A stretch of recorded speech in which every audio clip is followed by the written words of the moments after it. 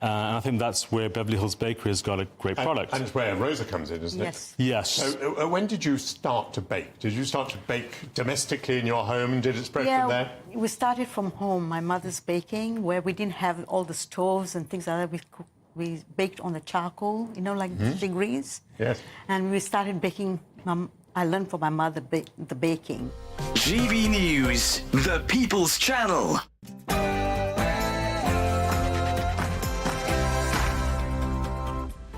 Good afternoon, Britain. It's 1 o'clock on Wednesday, the 9th of October. I'm Emily Carver. And I'm Tom Harwood. More on pensioners. Rachel Reeves is now considering a fresh tax raid on pensions. This, as it's revealed more than 80% of pensioners in poverty are set to lose out on the winter fuel payment. A race against time. Millions of people across Florida are rushing to evacuate before what's been dubbed the storm of the century smashes into Tampa tonight. The city's mayor warns that those who refuse to leave will likely die. And head-to-head, less than half an hour now until the final Tory MP leadership ballot, as Conservative MPs decide which final two contenders will fight it out to become leader of His Majesty's most loyal opposition. We'll be slap bang in the middle of the action.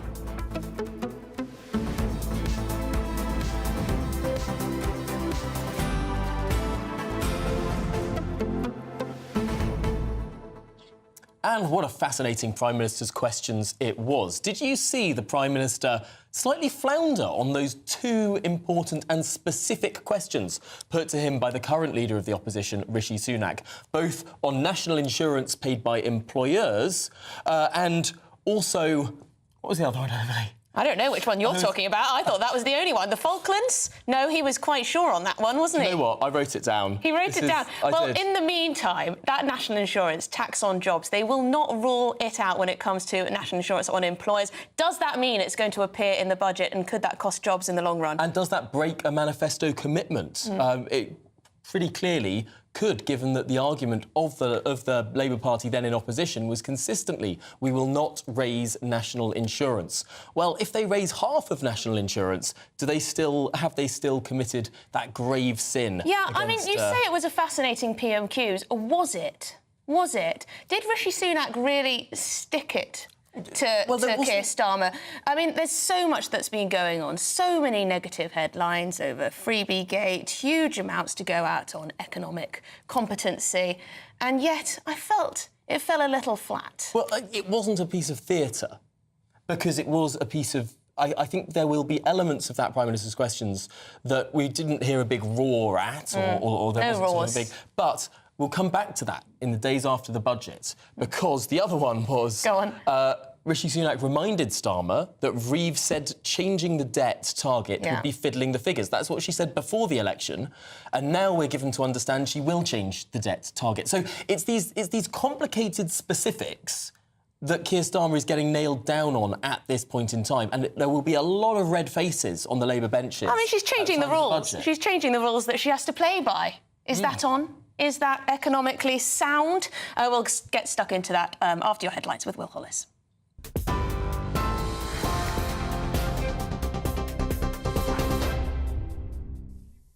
Good afternoon. The time is 3 minutes past 1. Your headlines. The Prime Minister has faced questions in the House of Commons over lunchtime. The leader of the opposition, Rishi Sunak, probed Sir Keir on whether tax rises were on the horizon in the upcoming budget.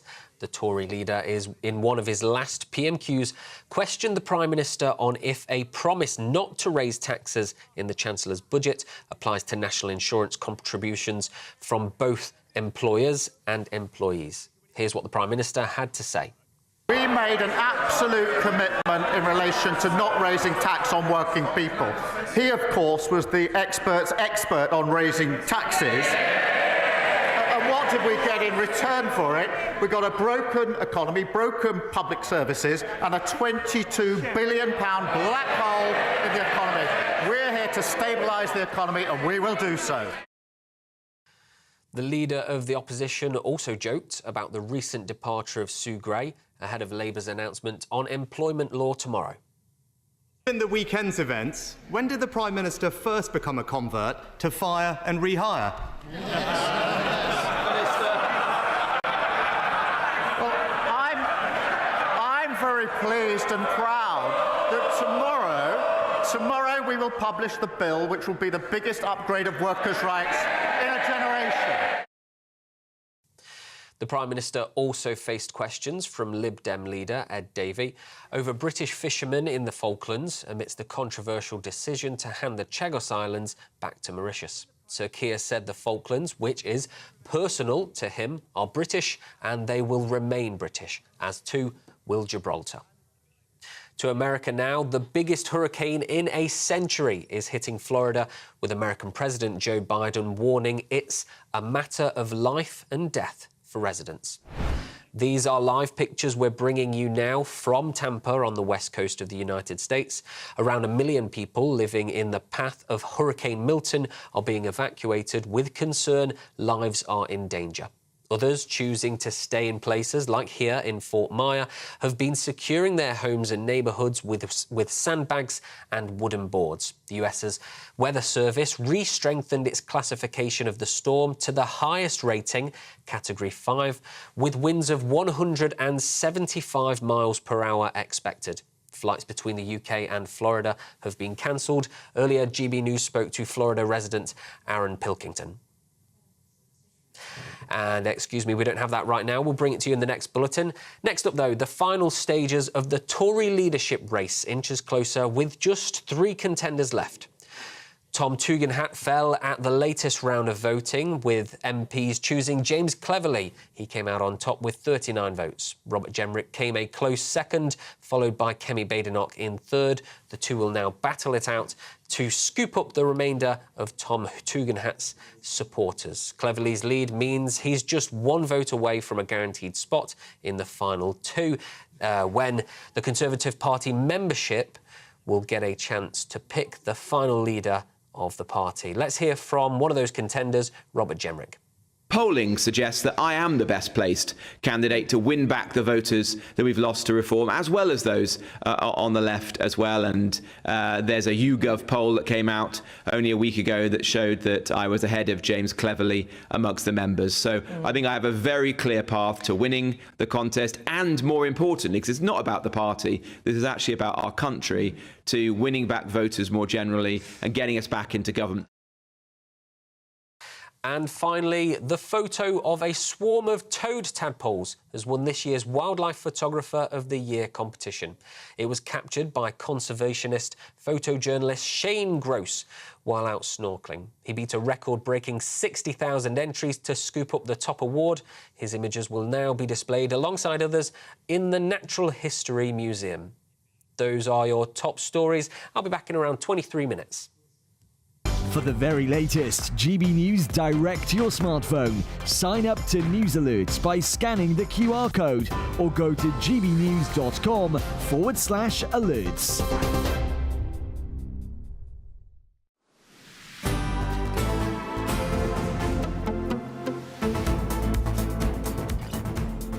Good afternoon, Britain. It's 7 minutes past 1.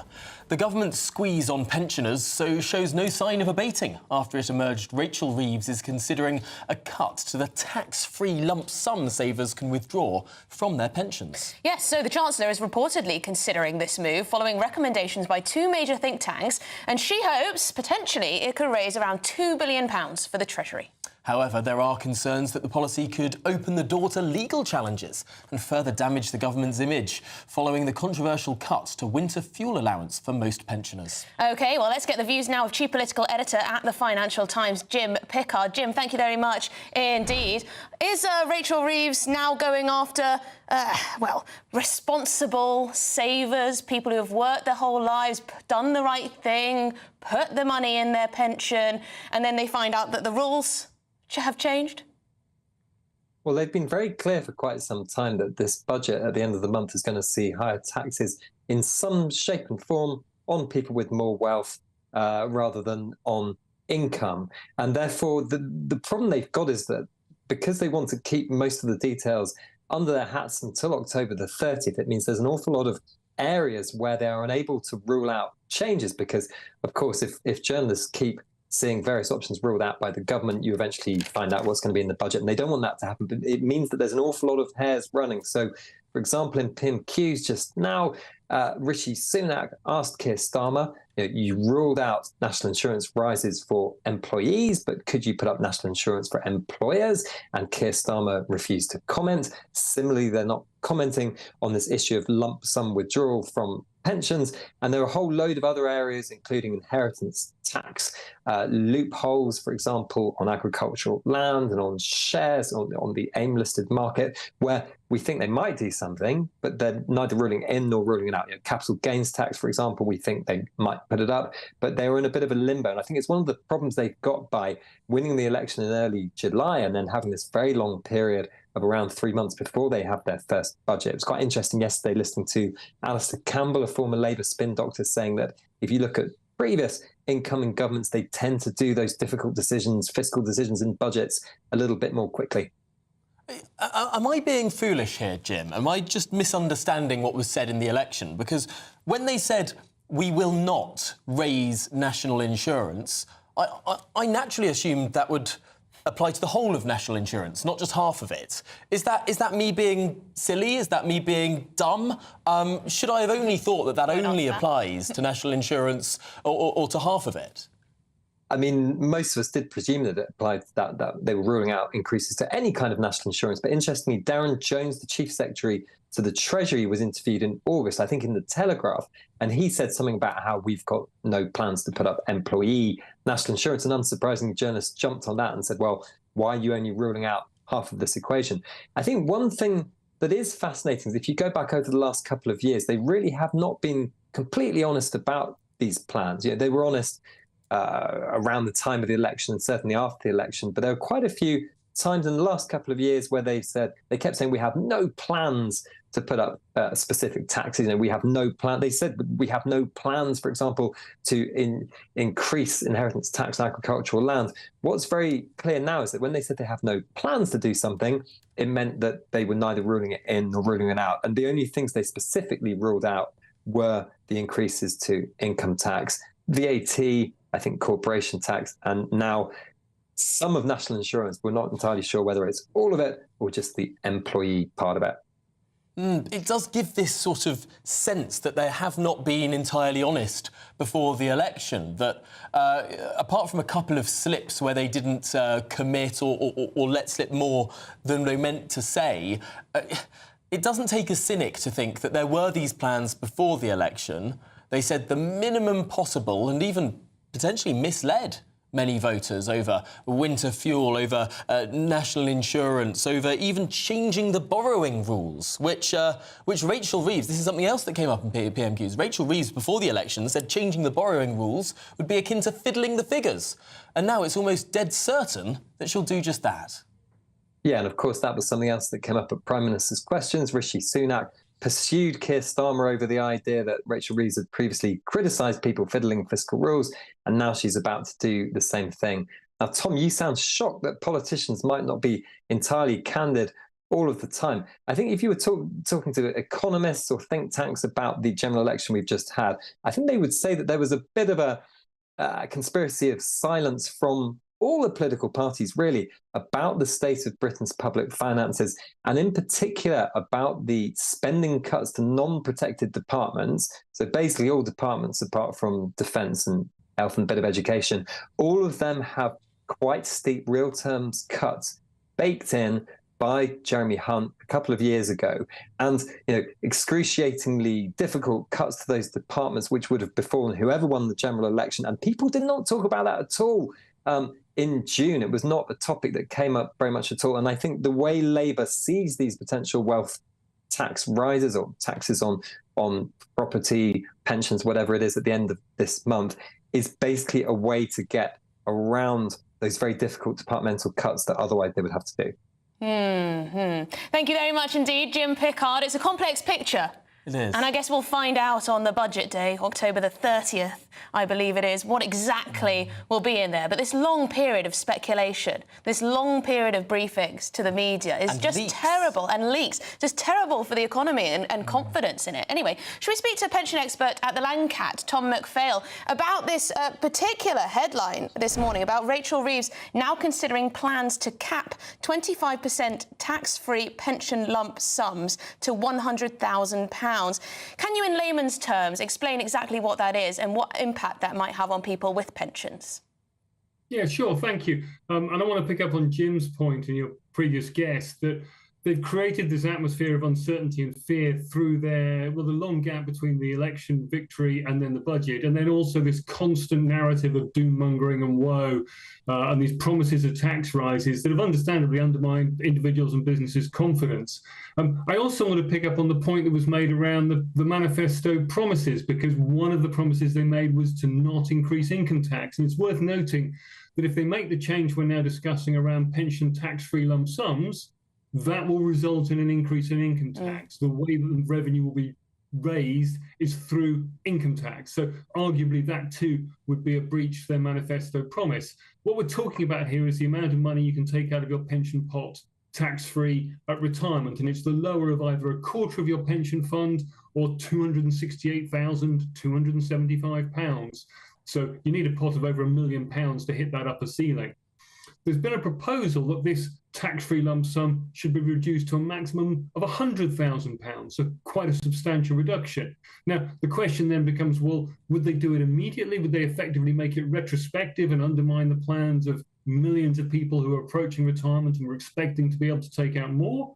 Or would they introduce it gradually, in which case, for obvious reasons, it would then raise less revenue in the short term because it would take longer to implement? But again, it's caused a lot of disquiet and uncertainty. I'm getting people ringing me up out of the blue, random strangers getting hold of my phone number, ringing me up saying, what should I do? Should I take my money out before the budget? So it's a really unhealthy environment. No, goodness me, Tom, you really lay it out very, very clearly there. And it's fascinating that the mechanism this works through is actually income tax. This is more money being subject to income tax, in effect, an income tax rise.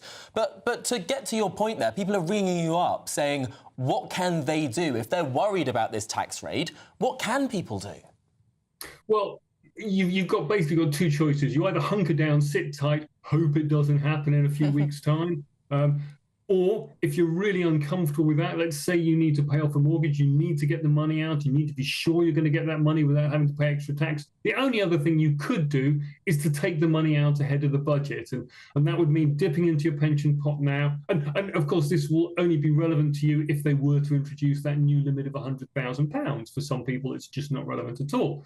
But triggering that decision it's not consequence free, because you'd be taking money out of your retirement pot where it's tax exempt, it's growing tax free. You'd then have a big bag of money on the table in front of you. Now, suppose the Chancellor then says, well, I wasn't going to do that anyway, right? So now you've got the money out of your pension pot. You can't easily put it back in again. So now what are you going to do with the money? Are you going to reinvest it into ISAs? Are you going to stick it in the bank? It's all going to get taxed. So it's a really difficult decision. In a way, you're damned if you do and damned if you don't. And I would say to anyone watching this, don't act precipitously. Don't rush at a decision. If you're really thinking about taking money out of your pension because you're worried about this, talk to a financial advisor first. It's so hard to know what to do when every day there's a new leak, every day there's a new think tank that's telling, Rachel Reeves what to do. We hear that the Treasury are considering all sorts of different things, and here people are who need to make life decisions, need to protect their assets, their wealth,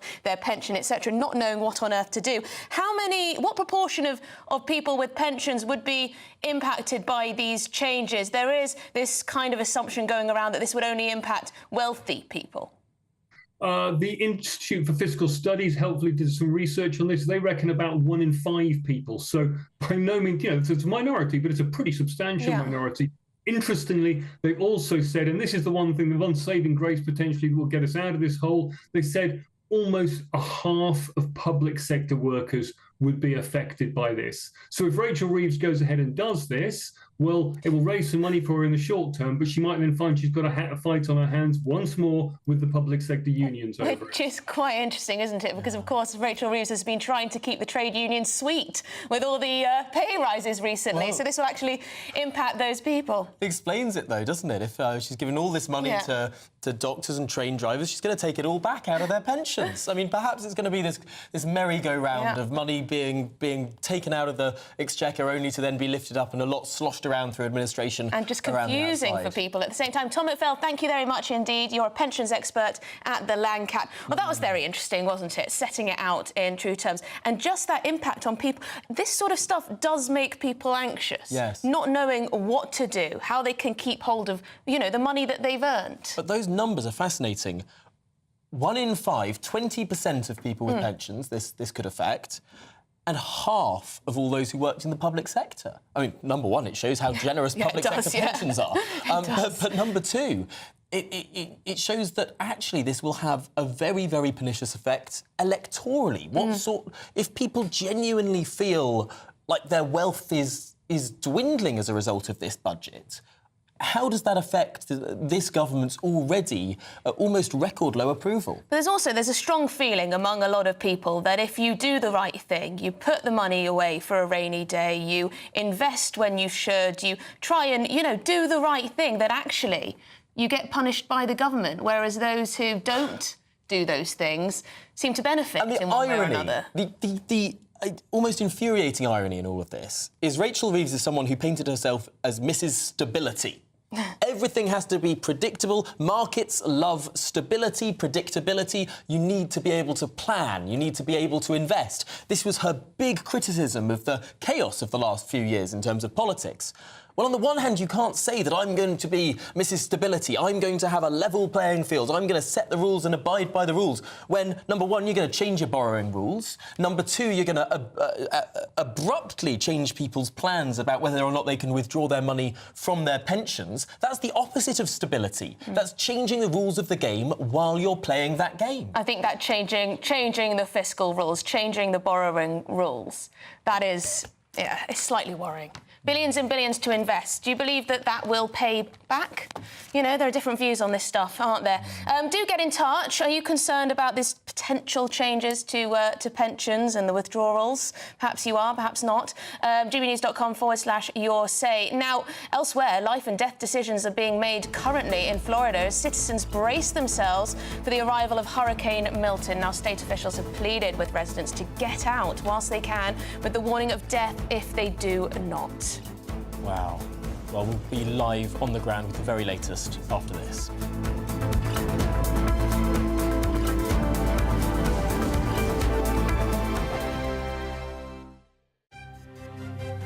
GB News Breakfast. Every day from 6 a.m.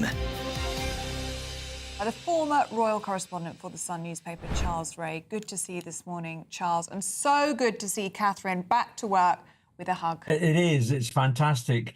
I mean, there are a few royal jobs that, you know, touch at the heartstrings, and this is certainly one of those.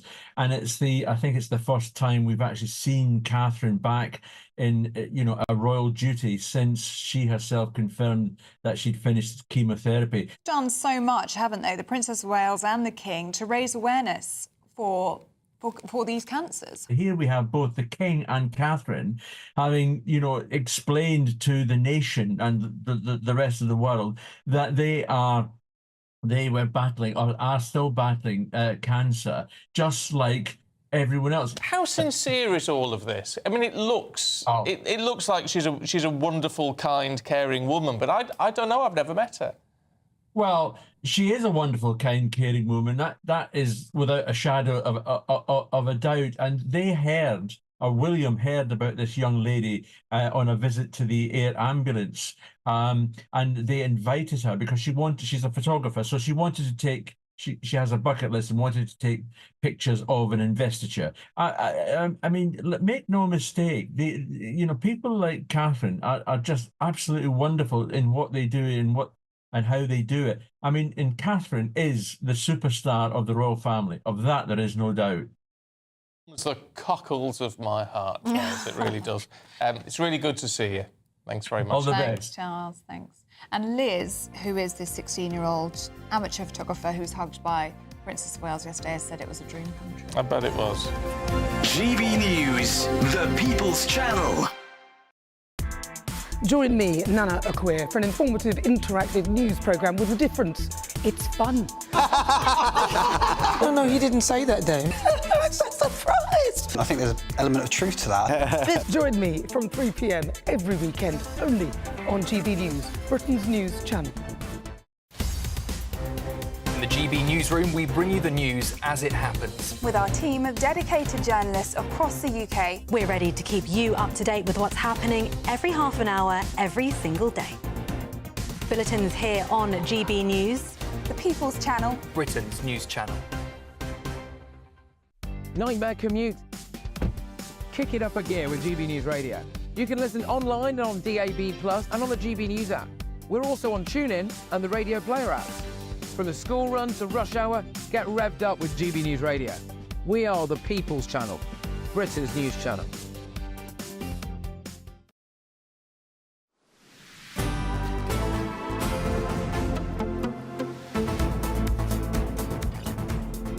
Good afternoon, Britain. It's 24 minutes past 1. Now, the biggest hurricane in a century is expected to hit Florida later today, with the American President Joe Biden warning it's a matter of life and death for residents. OK, well, you're now looking at live pictures from Fort Myers on the west coast of the United States. It very much looks like the calm before the potential devastation that we're being warned about. Fort Myers there, you can see the breeze picking up. Yes, around 1 million people living in the path of Hurricane Milton are being evacuated with concern for their lives, and the danger is clearly very, very present. It is indeed. Now, residents in Fort Myers are securing their homes. There you can see with sandbags, wooden boards, etc. And the US Weather Service, they're upgrading the storm to a Category 5. Now, winds could reach 175 miles per hour. Now, consequently, flights between the UK and Florida have been cancelled. Not a single flight between the UK and Florida is taking off today, and likely not for the near future either. And always with all of these, as always with these things, there are people who just want to stay there and just ride it out, whether they're storm chasers or whether they're that's just the way they're built. But the predicted surge in sea levels is something to behold. I mean, it's not 3 feet, it's not 6 feet. There are predictions of 12, 15 feet of water rising in these areas. I mean, terrifying. GB News interviewed Florida resident Aaron Pilkington about the situation. Now we're out in front of Tropicana Field in the parking lot where the municipalities are now loading up a bunch of ambulances and medical supplies for the storm that is to come.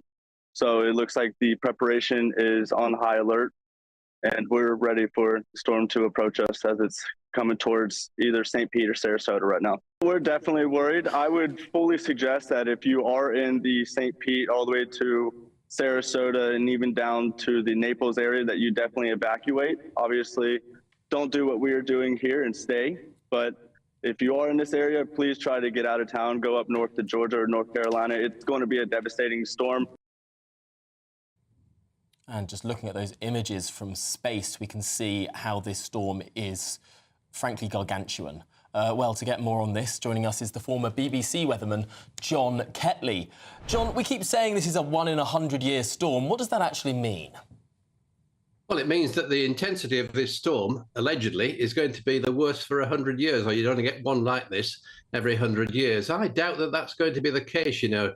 I'm just getting a sense from the States in the past few hours as America wakes up this morning that the meteorologists are just beginning to tone it down ever so slightly, and it certainly will get ripped apart as it makes landfall in Florida at the end of today. Now, that's not to belittle it at all. It is still giving gusts, as you say, well over 150 miles an hour. That's a sustained wind, actually, out in the middle of the Gulf of Mexico, but it's approaching Florida rapidly. And as it makes landfall late on today, 12 hours time, say, it is going to be broken apart, quite honestly. And that means to say that the winds will severely be dissipating. And also, we're going to find that it moves away very quickly through tomorrow. I think the main danger, you've touched on it already, Tom, is the fact that it's going to be torrential rainfall. There will be very high storm surges. And that does mean to say that there's a real danger to much of this state of Florida, which is extremely low lying anyway. And that's where the danger occurs. There's no such thing as a tame hurricane. They're all a matter of life and death. It is a very severe storm, and it is going to cause absolute mayhem in the next 12 to 18 hours. I just sensed this morning that there's a slight change downwards in the severity of the winds once it gets on land. That's interesting. I mean, millions of people have been told that their house will be their coffin if they don't evacuate. But as always with these types of weather events, there are people who want to see it out, who either want to witness the storm because they're fascinated by such things, or just because they think, oh, well, it'll be all right on the night. Yeah, well, that's probably ridiculous, isn't it? I mean, we've all seen these sorts of events come and go over the decades. There are some extremely dangerous hurricanes. They can cause death amounting to, what, 20,000 people, perhaps, in New Orleans, 20 years ago? Something like that. So there are very, very dangerous hurricanes. They've come and gone over the years, and it could well be a very major storm, as I say. But just to hunker down is one thing, but I think you really should be very, very careful with them. Now, John, I want to show you what the Weather Channel in the United States has been reporting, just to give a sense of the scale of what is expected with the water rising. This is the graphic from the Weather Channel in the United States showing what a 3-foot rise in water would look like. But that's not what this hurricane is predicted to lead to at all. See the water rising here now, further up to... Gosh. 6 feet is this. This is 6 feet. That, again, is not what the hurricane is predicted to lead to. I think we're going to see another rise in this water level now. It's going to be potentially 9 feet or even higher. I've seen reports of 15 feet. I mean, it's almost unimaginable. Well, that's terrifying. To see the scale of that water and the way that the Weather Channel is reporting it. Pretty much like a horror movie. Yeah, I don't think she'd be dressed like that if she's in the middle of this storm in 12 hours' time, will she? But no, it is absolutely true. I think it is a case of extremely high storm surges. That is the main danger with this one. The winds will be gusting up to 95 to 100 miles an hour. There's no doubt about that, even on landfall. But it is the storm surge. It's the torrential rainfall as well. There's going to be an awful lot of water about. The problem with Florida, as I've mentioned already, it's extremely low-lying. It's the same problem as over in New Orleans 20 years ago with Katrina. In fact, that's largely below sea level, isn't it, over there? So it's a huge danger to life in this particular part of the world. And they don't see these sort of storms very often, thank goodness. Most of the hurricanes actually go up the eastern flank of Florida and away into the Atlantic Ocean once again. It's come at us from a different direction. It started over in, Mexico, really, and it's come across the Yucatan Peninsula, heading northeastwards now, up into Florida. So that's an unusual direction. Doesn't make it any better at all. In fact, it's making it far worse. John, just very, very quickly, is there nothing, the wit of man, we have very, very clever scientists and made huge strides. Is there nothing we could do, potentially, to stop these type of weather formations? Perhaps not now, but in the future. Is that a potential possibility, or is that just ridiculous? Well, it would make a great television programme, I have to say, and I don't think I've got the nous to be able to be incorporated into that television programme. I think it would be extremely difficult to do. You're talking about nature. It's a wall of nature. It's a wall which is just full of dangers, full of wind and rain and everything else. It's producing high sea levels. And no, quite frankly, I can't see anything changing in the next century. Things may get worse, of course, with sea level rises. John Kelly, thank you so much for talking us through that grave situation there in Florida. Former BBC weatherman, really appreciate your time. Yes, well, in the next hour, too, we're going to be speaking to someone on the ground in Florida, a resident there. We'll be asking, what are their plans? Are they not evacuating? Are they in a safe area? What's going on exactly over there? I imagine there's a lot of worry and concern. Also coming up, when 3 become 2, Conservative MPs have just commenced their final knockout vote. They'll be deciding who will make it to the final 2 in the leadership contest.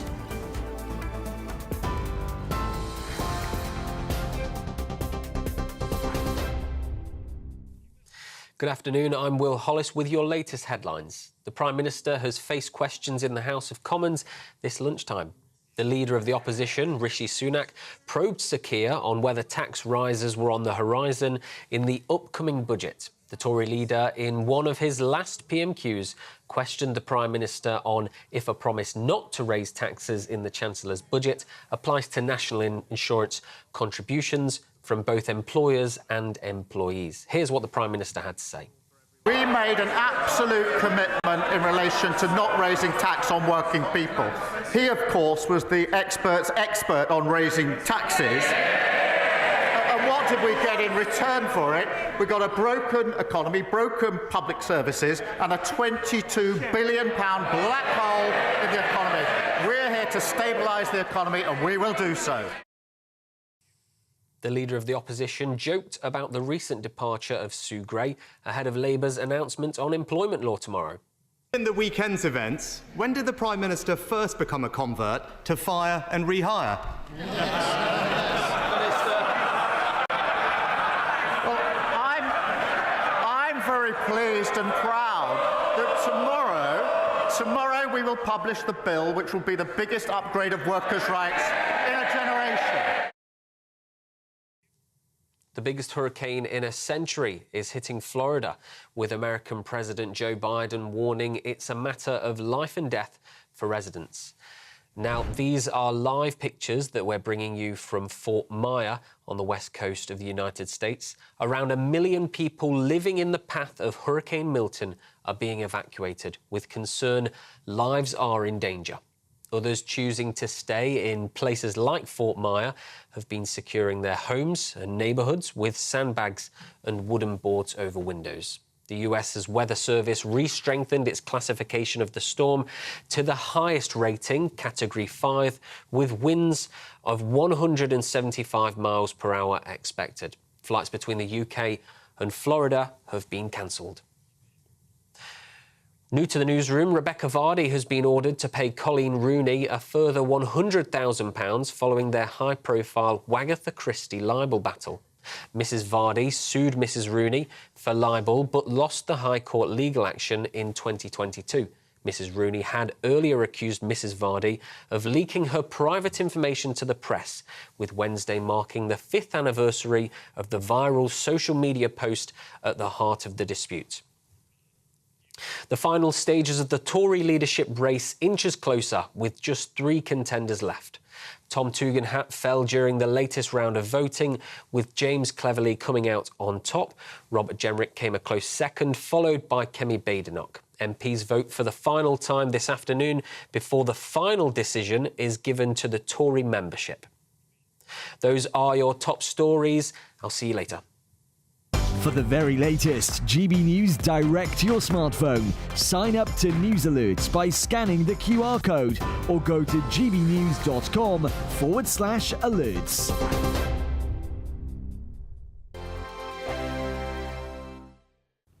Hi, very good day to you. Here's your latest GB News weather update from the Met Office. Whilst tomorrow is going to be a drier but colder day for many of us, today it is still pretty wet and there are some strong winds to watch out for.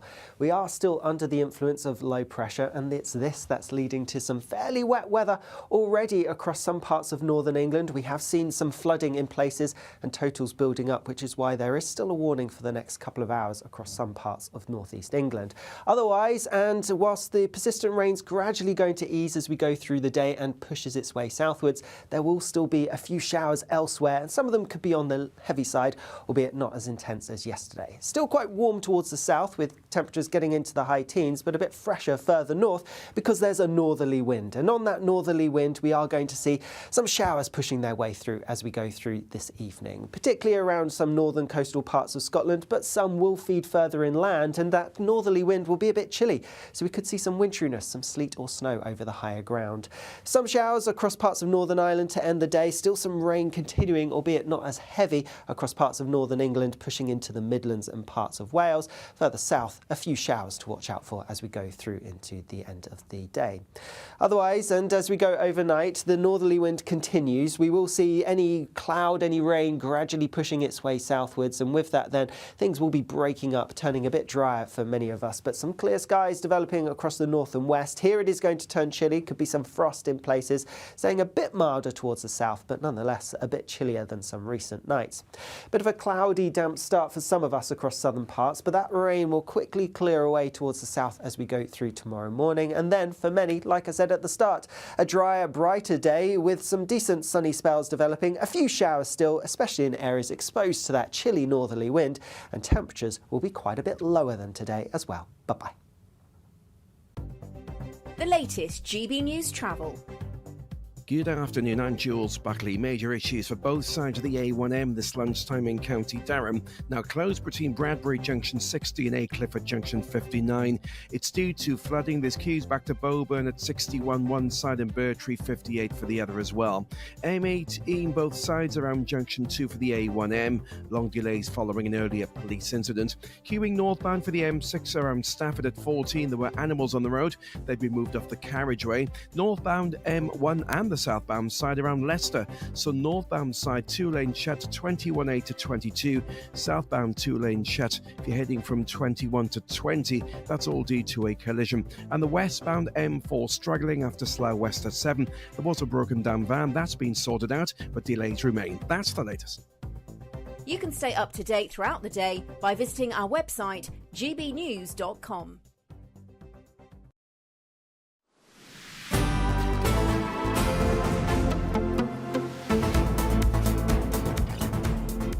Good afternoon, Britain. It's 39 minutes past 1. It's crunch time for the Tory leadership hopefuls as the final knockout vote kicks off. Well, it kicked off 9 minutes ago. You make it sound like a sporting event. Maybe it ding, is. Ding! This is away. Sport for nerds. The result will be revealed in less than 2 hours now. Well, the three candidates battling it out are Robert Jenrick, Kemi Badenoch and James Cleverly. By later this afternoon, one will be eliminated. But which one will it be? That is the big question on everyone in Westminster's lips, including GB News political correspondent Catherine Forster, who joins us now in Westminster Hall. Catherine, what are you hearing on the ground? Oh, my goodness, who will it be? Well, basically, nobody knows. It's very, very, very close. What I can tell you is that, of course, given that James Cleverly got 39 votes yesterday of the 120, pretty much everybody expects that he will make it to the final two. But no one is sure what is going to happen regarding whether it will be Robert Jenrick or Kemi Badenoch who goes to that critical vote with the members. With him, because of course Robert Jenrick is on 31 yesterday. He was down 2, so lost a bit of momentum, but ahead of Kemi Badenoch, who was on 30. She'd gained 2. So they do seem to be neck and neck. Now, I spoke to Robert Jenrick this morning and his team. I don't think they've had a lot of sleep. They have been hitting the phones. I've also spoken to MPs, and James Cleverly yesterday afternoon told me that his message to colleagues is, if you think I should lead, vote for me. He's saying don't start going into this sort of jiggery-pokery of lending votes, because the numbers are so small in terms of the numbers of MPs, and it's so tight that that's a very dangerous game. I have to say that isn't stopping the candidates that need to get into the final two with him. I've heard from an MP that one of the candidates actually rang up an MP this morning, woke him up. He didn't actually speak to him, but this is all going on behind the scenes. And James Cleverly may be saying, let's not be lending votes to anybody else, but certainly people on the other teams are definitely looking at some of James Cleverly's supporters and saying, just give us a bit of a boost to get us across the line, to get us to the final two. Now, James Cleverly, I suspect, would prefer to face Robert Jenrick in the final two. There's plenty of people who think that if Kemi Badenoch gets to the final two, the members are very, very keen on her and she will get the leadership. We won't have very long to wait now. Not long to wait, and of course, members of Parliament walking into that committee room that's up above you, sort of voting one by one. One member of Parliament did not vote last time. One Conservative member of Parliament did not vote. There's a lot of speculation over who could that have been. Could it be that Rishi Sunak actually voted? Could it be the chairman voted? Could it be that the chairman of the 22 committee voted? I mean, lots and lots of speculation about all sorts of skullduggery. But I'm looking at the numbers here, Catherine. 30, 31, 39. Yes, James Cleverly ahead, but only by 8. I mean, he couldn't really spare many, it could be the case that he doesn't actually make it through. I mean, this is a three-horse race. Anything is possible at this point, and he was saying yesterday, you know, people have a surge and then they drop back. That happened to him in the previous round, and so no, he's taking nothing for granted, which is why he's saying to colleagues, if you think I should lead, vote for me. But of course, the other two have got different ideas. So no, we simply do not know. I'm told that it was the former Prime Minister Rishi Sunak who did not vote yesterday. And also, of course, because there's 120, there is the remote possibility that it could be a three-way tie. What would happen then? Who knows? Now, Catherine, to turn our attention to the government just very quickly, of course, it was PMQs. Rishi Sunak was there, soon to be replaced by one of these three. But you asked Keir Starmer a little while ago, well, not a while ago, a couple of days ago, about the Chagos Islands, that decision to hand them over to Mauritius. Then there was lots of talk about potentially could the Falklands go the same way. He was asked about this, wasn't he, in PMQs? Should we have a little look at the clip? So when the Prime Minister renegotiates the trade deal, can you remember the overseas territories?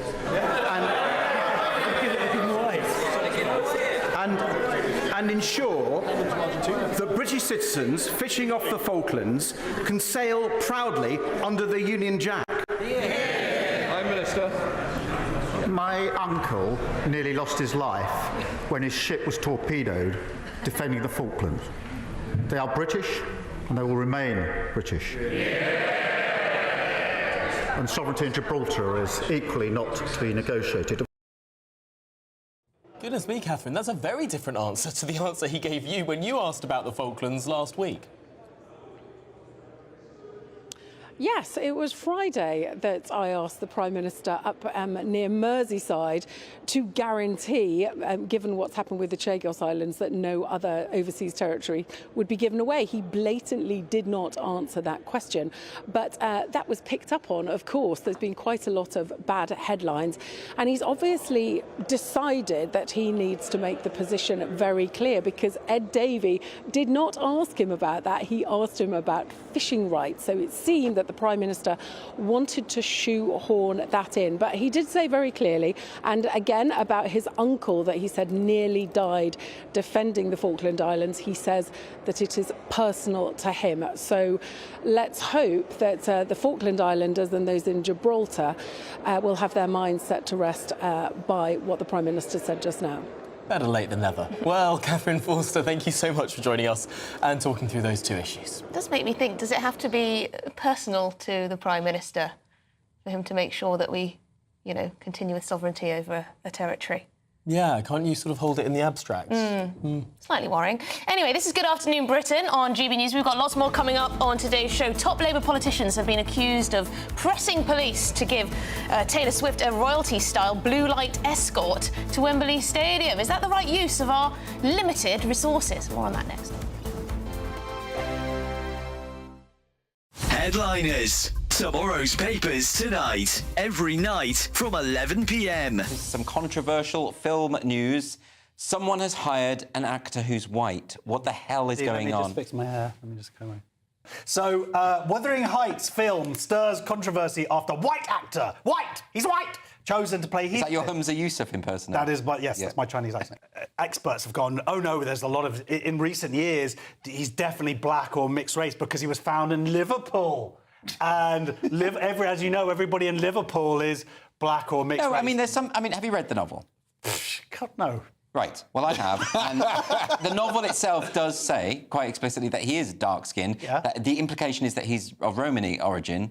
So he wouldn't be whiter than white, you know. So, I mean... that's fine. Yeah. So I wouldn't say that casting... But on the other hand... This guy's Spanish. His origin's Spanish. You remember when there was a black Anne Boleyn for a Channel 5 miniseries? That seems to be more egregious, because, I tell you what, Anne Boleyn definitely wasn't black. You racist. No, I almost feel sorry in this story because you're kind of damned if you do, damned if you don't now.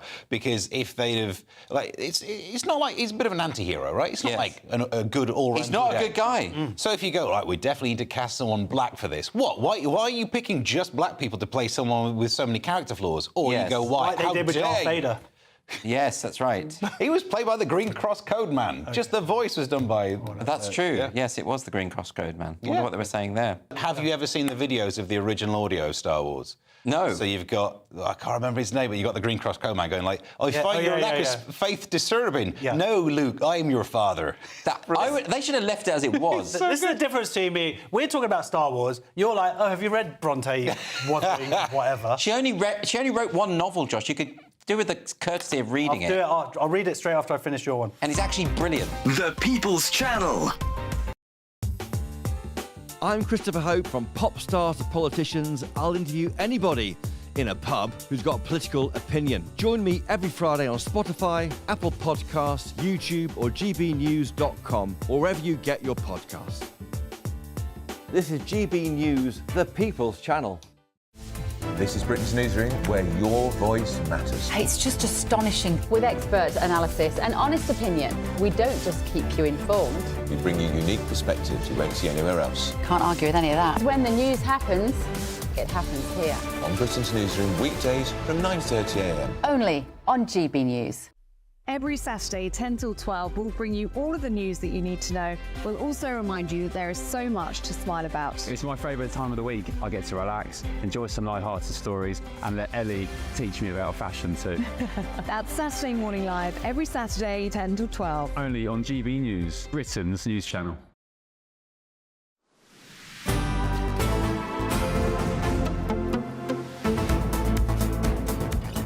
Welcome back. You're watching and listening to Good Afternoon Britain. It is now 1:50. And top Labour politicians, including Home Secretary Yvette Cooper and the London Mayor Sadiq Khan, are being heavily criticised for allegedly pressuring the police to provide a royal-style VVIP escort for Taylor Swift's Wembley concerts. This convoy, typically reserved for royalty or high-ranking officials, was granted despite police concerns over taxpayer costs.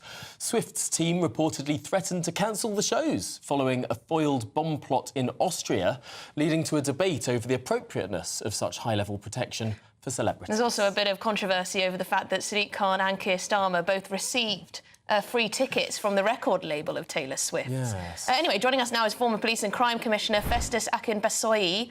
Thank you very much indeed. Great to have you on the show. What do you make of this all then? Should we be upset that Taylor Swift was granted this privilege? Well, this is clearly yet another potential Freebiegate scandal that the government will hope closes very swiftly, right? Because the reality is this: Londoners will be absolutely astonished to find out that at a time when they're being told that there aren't enough police resources to take knives off the streets, to take guns off their streets, to take pedophiles and rapists and serious violent offenders off their streets, their police force is being used effectively as a private security company to provide private security service to one of the wealthiest female artists in the world. I don't think this is what Londoners will be wanting their police force to be doing, especially when we now know that apparently they initially rejected this request. But thanks to the intervention of the Labour Mayor of London and the Home Secretary, their force wasn't forced to make a U-turn. I don't think that's what Londoners want their police force to be doing. And yet, Festus, Taylor Swift is a high-profile potential target. We saw what happened in Vienna with those concerts being cancelled. I suppose there is this concern that without extra police protection, even this royal-style escort, she could have cancelled the shows. Does that not weigh on the decision of the Mayor of London? Well, I am a small Swiftie, let's be honest, right? And, you know, and I think Taylor Swift is an absolutely amazing woman. She's a huge role model to so many around the world, especially to young women. And so, of course, we would welcome her coming to London. I think it's a fantastic thing, especially when people start stomping when she's playing her song and how that's all well and good. My concern here is this: what precedence does this set for other artists, other global superstars who want to come to London and do a concert or to play sport? Do they get a royal VVVIP treatment as well? And at a time when we've got this ongoing Freebiegate issue, is this really a good look for the police when politicians are putting pressure on them, allegedly anyway, to U-turn on an operational policing. And in any case, we want the police to be operationally independent of politicians. Once they've made a decision, yes, they get supported, but is this really what we need? And I think for Londoners, they will be quite gobsmacked by that this is what their police officers are being asked to do. Yeah, and presumably it's all comes at great cost to the taxpayer. Festus, thank you very much indeed for your time, former Police and Crime Commissioner. Thank you. Yeah, I think the fact that they also took free tickets to the concert, I mean, I don't know if those two things are linked, but apparently it was the mother of Taylor Swift that managed to sort of change this decision. But Taylor Swift is a billionaire. She could have paid for it herself. She could have had private security. Why is she relying on your and my taxes to fund this royal escort? Yeah. Strange. Well, let us know what you make of it all. We've got lots more coming up on today's show. We're going to be live on the ground in Florida as this once-in-a-century storm approaches. Stay with us.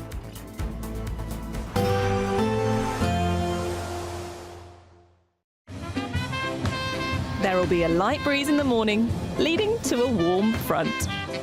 Boxed heat pumps, sponsors of weather on GB News. Hello again. Here's your GB News weather update coming to you from the Met Office. For many of us, it has been a pretty wet few days, and we are actually going to see a lot of that rain, those showers easing as we go through the next 24 hours or so. We do still have low pressure nearby, and we are still seeing some rain for the next couple of hours, but a lot of that rain's pushing its way southwards and breaking up. Most of the showers will be easing and clearing away as well as we go through this evening, with some clearer skies developing, particularly across parts of Scotland, Northern Ireland and later Northern England overnight. All of that happening because we have a brisk northerly wind, and that could lead to some blustery conditions for some of us. In the north, where we get those clear skies, it is going to be a chilly night. Could be a touch of frost in some places. Still a bit milder, though, towards the south. Here, it's actually going to be a bit of a damp start to the day, but further north, away from areas exposed to that northerly wind, it's largely dry across central southern Scotland with some bright sunshine, but elsewhere where we have that northerly wind, we are going to see some showers pushing through. Some showers across parts of Northern Ireland first thing, and down the eastern side of England as well. Elsewhere, many places across central northern England starting the day largely fine. A few showers for parts of Wales, and like I said, across the far south of England, a bit of a damp start. But that rain will clear away as we go through the day, and so for many, tomorrow is going to be a much drier, a much brighter day than of late. A few showers inland, but the showers will be most frequent around areas exposed to that northerly wind. And in that northerly wind, it is going to feel quite chilly. Temperatures dropping compared to how high they have been recently, 13 or 14 Celsius at best towards the south, and feeling a bit colder than that in that wind. More fine weather to come for many of us as we go through the end of the day, but still some showers in some places, particularly towards the far northwest of Scotland. A bit of a north-south split as we go towards the weekend. Always wettest towards the north. There could be some winteriness, some sleet or snow over the higher ground. Bye-bye. We can expect clear skies, leading to a light and warm day ahead. Lovely. Boxed Solar, sponsors of weather on GB News. You really could be our next big winner with an incredible £36,000 in tax-free cash in your bank account. But what does it feel like to be a Great British Giveaway winner? So I just text as you do and then forgot about it. Well, I didn't believe it at first. I just thought, somebody's trying to wind me up. You never expect to win something like that. Definitely get you interested. If I can win it, anybody can win it. For another chance to win £36,000 in tax-free cash, text CASH to 63232. One entry costs £2 plus one standard network rate message, or text BONUS to 63232. 5 entries cost £5 plus one standard network rate message. You can enter online at gbnews.com/win. Entries start from just £2, or post your name and number to GB08 PO Box 8690 Derby DE1 9TT. UK only. Entrance must be 18 or over. Lines close at 5 p.m. on the 25th of October. Please check the closing time if listening or watching on demand. Good luck. Join me, Camilla Tominey, for a frank and honest discussion with those in power that cuts through the spin and gets to the heart of the issues shaping our nation. You haven't confirmed that you want to stand as leader, but you haven't ruled it out either. This report basically says that he's not fit to stand trial. Is he indecisive? Incompetent? I deliver the dose of reality Westminster needs. That's the Camilla Tominey Show at 9:30 every Sunday on GB News, the People's Channel, Britain's news channel. Why go out on a Friday night when Friday night comes straight to your home? Talking about? Join me and my A-team of top pundits. Chemistry tonight is electric. As we tackle the big stories of the day with wit, insight and fearless energy. Man of the people. It's all vibe. Just a filing cabinet on wheels with a tie on. So, order in Friday Night Live with me, Mark Dolan, every Friday at 8, only on GB News, the People's Channel, Britain's news channel. Welcome to State of the Nation, daily plunge into the stories shaping our country. I'm Jacob Rees-Mogg, and Monday to Thursday we bring you the insights, the facts, the truth about how our country is being governed. Because what happens in Downing Street matters down your street. Tune in to State of the Nation every Monday to Thursday, 8 to 9 o'clock. Only on GB News, the People's Channel, Britain's news channel. Mark Dolan tonight is your weekend dose of news, debate and entertainment. This sounds like a wild conspiracy theory. Don't miss my big opinion. Mark meets and my take at 10. Democracy is a funny old thing. And we don't do boring, not on my watch. I just won't have it. Let's go and get another glass of that bubbly. You've earned it. That's Mark Dolan tonight, Saturday and Sunday, 9 to 11, only on GB News, the People's Channel, Britain's news channel.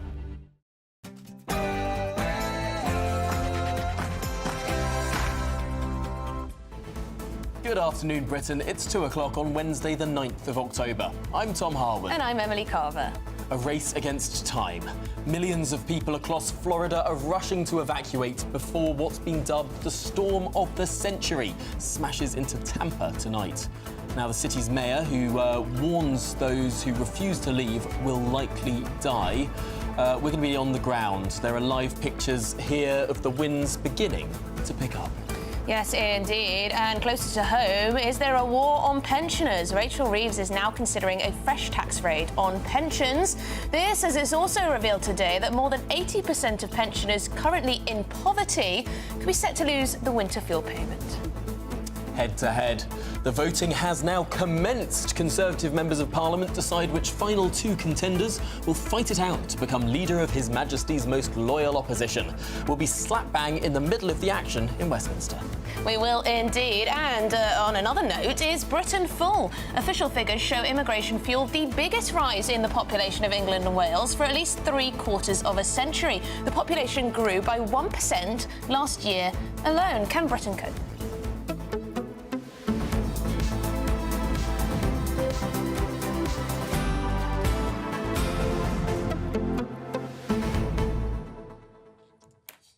I don't think we should be too concerned about a larger population, provided that we build the infrastructure required to support it. A bigger population's a problem if we don't have new train lines, if we don't have new houses, if we don't have new schools, if we don't have new hospitals. But if we have all of those things, a bigger population is a much better thing. But hang on, don't we have a problem here that people already in Britain aren't having children? So what we're doing is just importing people from all over. And then actually the population's increasing and British people don't have the resources necessarily because housing is so high, because various taxes are so high that they're not having families themselves. Shouldn't we concentrate on people here? Well, I think we should have... I think the problem in the framing of this debate with is Britain full is we should be aiming for a growing population. Yeah, but we are where we are and Britain very much feels full. The roads are full, the trains are full, the hospitals are full, the schools are full in most areas. We haven't built any of this. Look at how many motorways France has built in the last 20 years, and then how many... We haven't done that, have we? We haven't done that. We've had incompetent governments just think, oh, we'll just have huge amounts of immigration from all over the world, and we won't even bother building any new roads. I mean, it takes about 20 years to build a bypass. No, it is extraordinary. I mean, we only need to look at the mess that is HS2 to sort of determine what exactly has gone wrong. In the meantime, countries in Europe are building and building and building. I mean, Leeds doesn't have a tram system or a light rail or anything. It's the largest city in Europe to not have any of that sort of infrastructure. And yet you go to even small cities in France, and they have that. But yeah, but you're seeing things through all the sort of, oh, if we build enough infrastructure, then everything will be OK. Yeah. Well, actually, there are bigger issues. What about integration? What about making sure that we have a cohesive society so that people have a strong sense of trust and belonging? All of those things don't matter whether there's a new hospital or not. Yes, but those are issues of integration, not of population size. Yeah, but I'm sorry, but if you increase the population by 1% purely from migration, then you're going to have those issues on, to a magnitude that we've never seen before. Not if that 1% comes all from Australia. Well, that's not the case, is it? Well, no, but then again, it's not a matter of numbers there. It's a matter of culture. OK, we'll just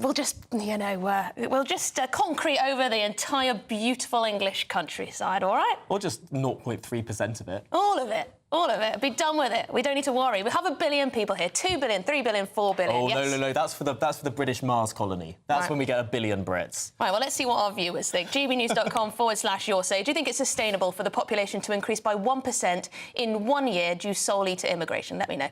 But it's the headlines with Will.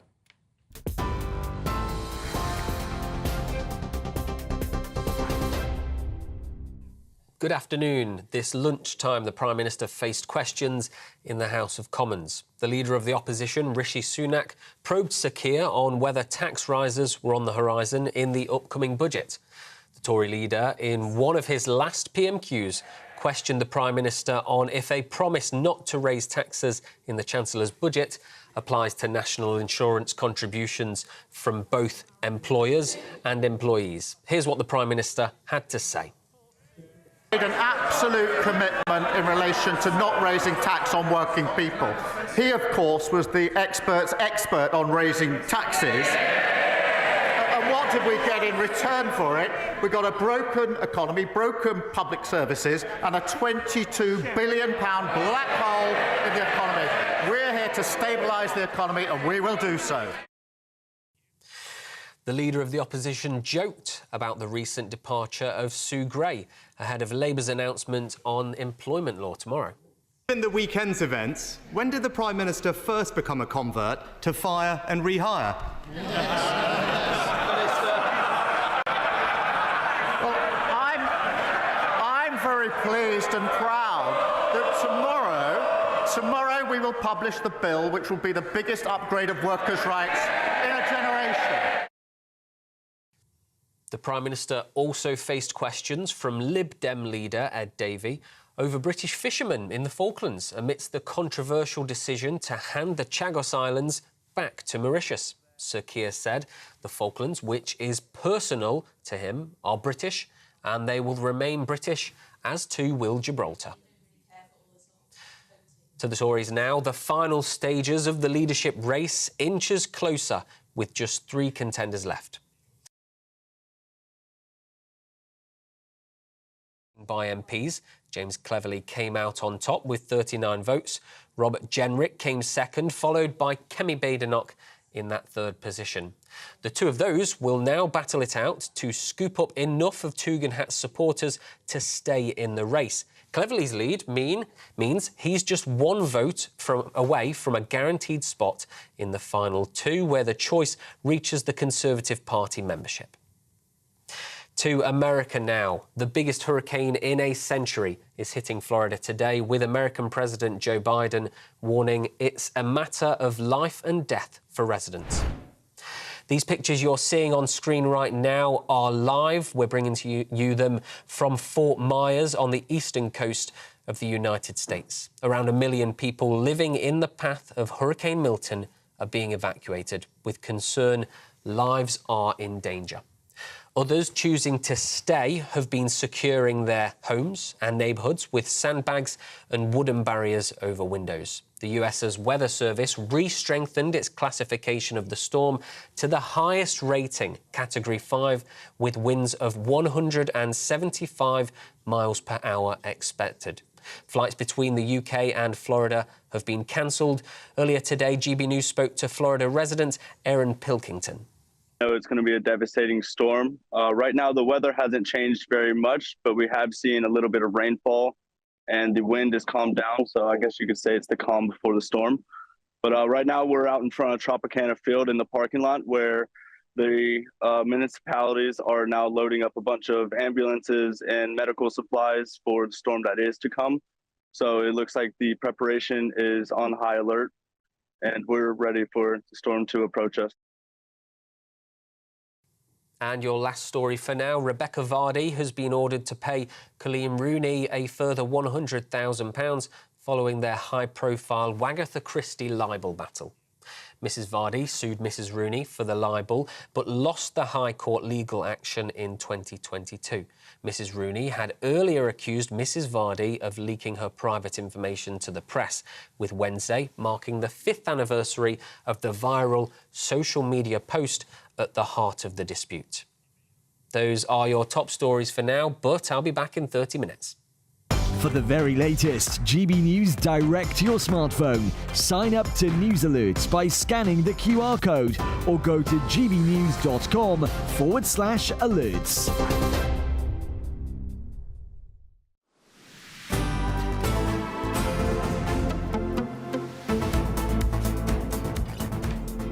Good afternoon, Britain. It is 9 minutes past 2.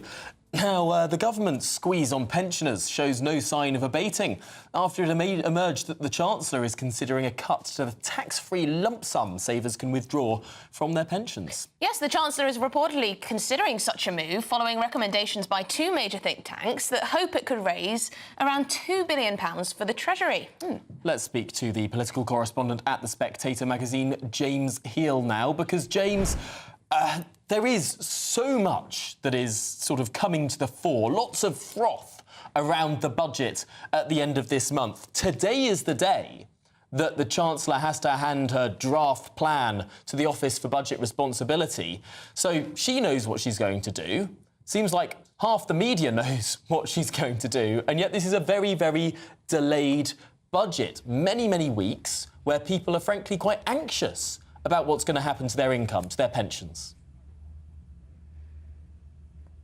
Yeah, absolutely. And I think it's worth noting, of course, that most new governments come in and they set a budget within the first 2 months. This is what Margaret Thatcher did, Tony Blair did, David Cameron in 2010. And yet with Labour, of course, it's been 4 months between that 4th of July election triumph and then the budget, which we're expecting on the 30th of October at the end of this month.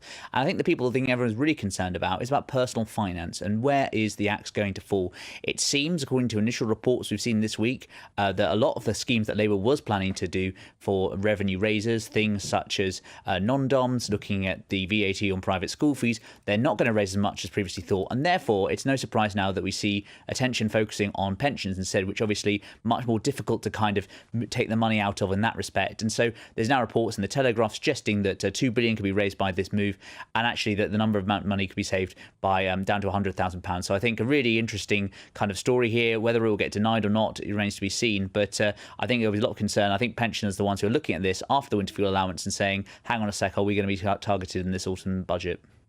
Yeah, and we've been told that the Chancellor is going to be very sensible when it comes to spending and the management of the economy, but she seems to want to change the rules, and as Tom says, we'll find out in a little bit about what those rules might look like. But she previously said, and this is something that Rishi Sunak pointed out in the PMQs, didn't she? She said that changing the debt target would be fiddling the figures. Now she seems to be doing exactly that. She clearly thinks that borrowing billions is absolutely fine if it's for investment. But might the markets have a different idea? Well, yes, certainly. And I think it's important to look at the gilt yields. And obviously, the UK has been issuing gilts at an unprecedented rate recently. And given the way in which sort of the American gilt was moving against ours, there's a real concern now, I think, about borrowing costs and what that money will be. Britain is going to have to borrow at a premium. We've unfortunately been borrowing far too much for far too long. And obviously, we have this pre-briefing about fiscal rules. I suspect it's a sort of little bit of rolling the pitch to see what they can kind of get away with as of the 30th of October. One other point to make, of course, is when we're talking about pensions and everything like that, is normally you'd have everything come at once and it would take a few days for a kind of budget to be dissected and analysed and for things to unwind. The danger for Labour is that they've allowed the narrative to get away from themselves, partly because they've had so long before the budget. So now we've had a lot of talk about fiscal rules being loosened, etc. And I think the market's very jumpy about that. Yeah, and we've already started to see it. As you rightly say, gilt yields are rising. I mean, the cost of borrowing is going up. At some point, the cost of servicing the debt will outweigh any benefit from that borrowing. I'm not sure at what point we'll reach that, but it is a genuine political concern. And it's such a difference in tone from the Chancellor and all of the leaking and the briefing that's going on now about this. Apparently she told the Cabinet yesterday she was going to change the rules. And yet it's precisely the opposite of what she was saying before the election. Yeah, and I think that within Labour there's a sense perhaps of making too many hostages to fortune. They obviously said what they had to kind of get through that election. One wonders perhaps maybe if their position would be a little bit different had they sort of done a nudge and a wink and said, well, we might consider these rules. They were always very restricted. The other thing, of course, to note, Tom, is going along with that national insurance cut previously with Jeremy Hunt and Rishi Sunak. I think that really kind of boxed in Labour. If they'd kind of come in and reversed that, that might have given them a bit more money to spend, free up some of those finances. As it is, they're in a very difficult fiscal position. I think that most people would accept perhaps some of the inheritance is a genuine issue. But that being said, Labour has been really boxed itself in by being so tight on those rules. And of course, it's one of the papers, for instance, that's reporting this, the Financial Times. I mean, it was the very Financial Times to which Reeves told in June that she wouldn't actually be changing these rules. So I think that it remains to be seen, perhaps, whether the political, penalty for that is something that will be matched in market reality as well. Now, James, as a political journalist, you were at PMQs in the room. It's always a little bit different when you're actually there to see everyone's reactions and how things are going down. How was Keir Starmer? I mean, he's had a lot of negative headlines in the past few weeks. A huge amount of pressure on him. How was he? Did you sense any nervousness? No, I thought he was fairly robust, actually. I think he was actually trying to draw a line under what's recently happened. I think that what he's got this new line about is investment with Labour versus decline with the Tories. It's a sort of Gordon Brown line when he used to talk about our investments versus their cuts. And so what we see now is Keir Starmer trying to move to a more positive direction after the negativity and actually start to talk about some of the good work that Labour's going to be doing in office, spending a lot more on green plans in order to invest in the future. And I think that what we're going to see much more of is a sense perhaps of turning the corner, moving on from the Sue Gray era. And of course, Rishi Sunak was able to very much make a mockery of that by saying that, after the rehiring of Morgan McSweeney, what first attracted the Prime Minister to fire and rehire? Moving on from the Sue Gray era, all 96 days of it. James Hill, thank you so much for joining us here on Good Afternoon Britain. Appreciate your time. Yeah, I think Rishi Sunak probably could have made a bit more of that. There are a couple of little funny quips, but not a lot. But also, a fire and rehire. I mean, who's he rehired? He's just fired someone. Morgan. Well, not rehired in the same... No, well, rehired in a different role. Yeah, it's not quite the same, is it? It doesn't quite work. It doesn't quite work. Oh, it doesn't even work. And this is why he lost the election. This is why he lost the election. Can't get his quips quite right. Anyway, should we get the thoughts now of former Conservative MP Anna Firth? Anna, thank you very much indeed for joining us. There is a perception among many people who are of pension age that there's a bit of a war against them at the moment. Oh, absolutely. I think that this latest suggestion is completely outrageous. Coming on the back of stripping pensioners of their winter fuel allowance, it's absolutely clear that this government is hell-bent on penalising pensioners and now penalising savers as well. And as I've written and spoken constantly, this is either vindictive or incompetent or both. I suspect it's both. It is astonishing to see how many marginal constituencies this will actually affect. Places with the highest number of pensioners and particularly things like the winter fuel allowance and now this pension withdrawal limit. I mean, is this just really bad politics? The seat you represented up until this summer has a very high number of pensioners, for example. This isn't just bad politics. This is completely and utterly immoral because pensioners, and I represented Southend West, and now Southend West and Lee, which has nearly 20,000 pensioners. It's one of the highest populations, particularly the over 80s, in the country. These are people who have worked hard all their lives, who are not on huge incomes, but most importantly, have no ability now in their 70s and 80s to actually change things, to actually make different decisions, different savings decisions, and to earn money. So to be attacking our pensioners, in my opinion, is completely immoral. It's also incompetent. Because just take the winter fuel allowance. We know that if all the pensioners who are actually entitled to that went through the bureaucratic nightmare of claiming their pension credit, this government would not only save no money, it would actually cost it money, the same amount again, just to pay people the pension credit that they're actually due, but which they don't claim because they can make amends by getting their winter fuel allowance. But this additional potential attack on people's pensions is completely outrageous. This is effectively the government changing the goalposts long after the game has been played and thinking that it can just reach its greedy fingers into people's pension pots. It's also completely incompetent because obviously if they reduce the cap, people will simply not take out the maximum amount of 300,000 at the moment. So where Rachel Reeves actually thinks she's going to get this additional £2 billion from, I've no idea. We all know what this is about. I mean, Anna, it is fair to say that the Conservatives did leave a tricky picture when it came to the public finances. Is there anything that you think the Labour government are doing right? Is there anything that you do support when it comes to their policy agenda? They would point to things like GB Energy, they'd point to workers' rights that they're going to improve, they'd point to investment in various things and the need to invest in public services that have been struggling under the Conservatives. Well, I'm sorry, I would take issue with the premise of your question because actually the Conservatives left this Labour government with a very decent inheritance, with an economy that is growing at the fastest rate in the G7. The 22 billion black hole that they have made up, let's not forget, is a black hole that neither the Treasury or the independent body for budgetary forecasting, the IBR, has actually been able to identify. What this is actually about is the Labour government scrabbling around to find the £10 billion that they've actually paid out in inflation-busting pay rises to train drivers and to doctors. So, no, I'm sorry, I don't accept that they have inherited a tricky financial situation. Yes, of course.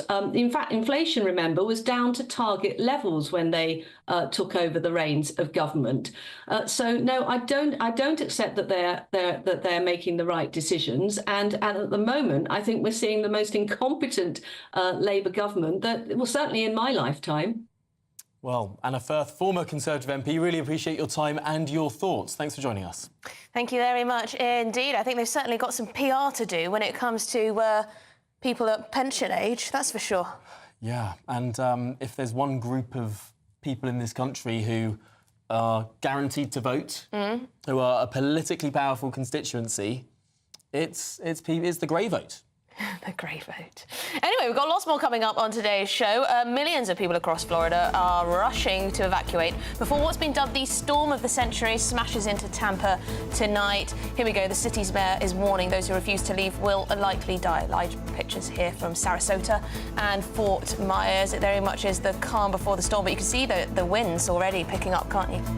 Well, we'll be on the ground after this.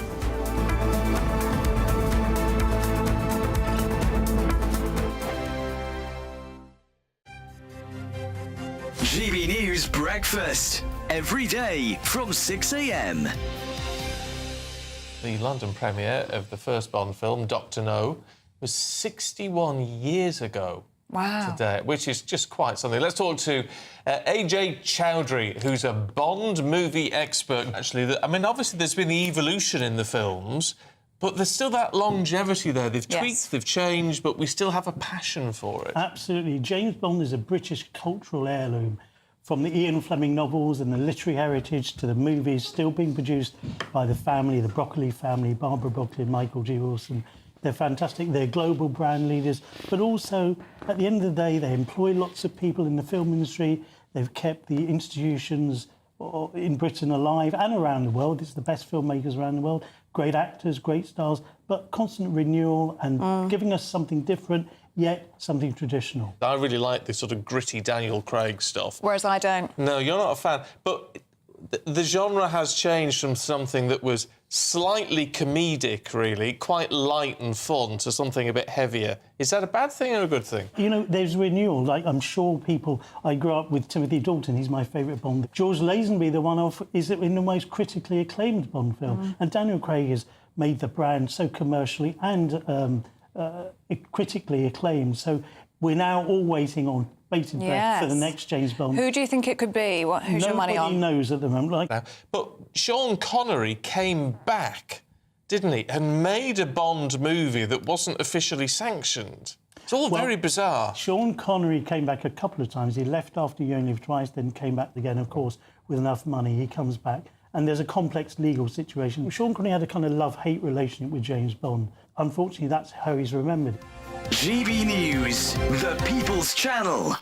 Hi there, I'm Michelle Dewberry, and I'm going to take a second to tell you all about my show, Dubes & Co. We start off with the issues of the day. We then bring in both sides of the argument. We get rid of the disrespect. And then you throw me into the mix. And trust me, I'll tell it exactly how it is. And then, of course, the magic ingredient, you at home. We mix it all together, and what have we got? In my opinion, the best debate show in town. Monday to Friday, 6 till 7 on GB News, Britain's news channel. It's Patrick Christie's Tonight, and here we do things differently. It's explaining the absolute madness of this, doesn't it? It's explosive. I mean, this is very good. It's lively. 850. Your government sat there, Sean, and it did nothing. It's controversial. And the Middle East has been in turmoil since before I was born. It's everything you need to kickstart your evening. Everyone's had their Weetabix tonight. I love to see it. That's Patrick Christie's Tonight, weeknights from 9 p.m. Only on GB News, the People's Channel, Britain's news channel.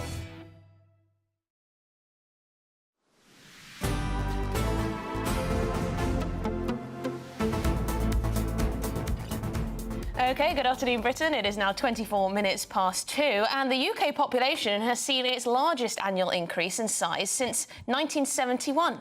Yes, the Office for National Statistics estimates the total population grew by 1% in just 1 year, reaching 68.3 million by mid-2023. That's covering England, Scotland, Wales and, of course, Northern Ireland. Yes, the ONS say migration was the main factor behind this latest rise.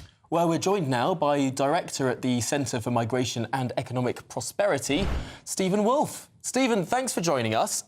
If we're concerned about economic prosperity, should we not want a growing population? Isn't the sign of economic decline a shrinking population?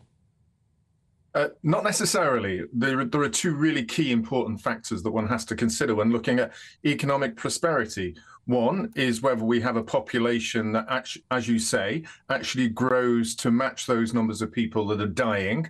And then this ONS figures, we see for the first time that the population of immigrants from abroad actually surpasses those people who are dying in the UK. But more importantly, to economic growth, it's whether we have what's called GNP per capita growing.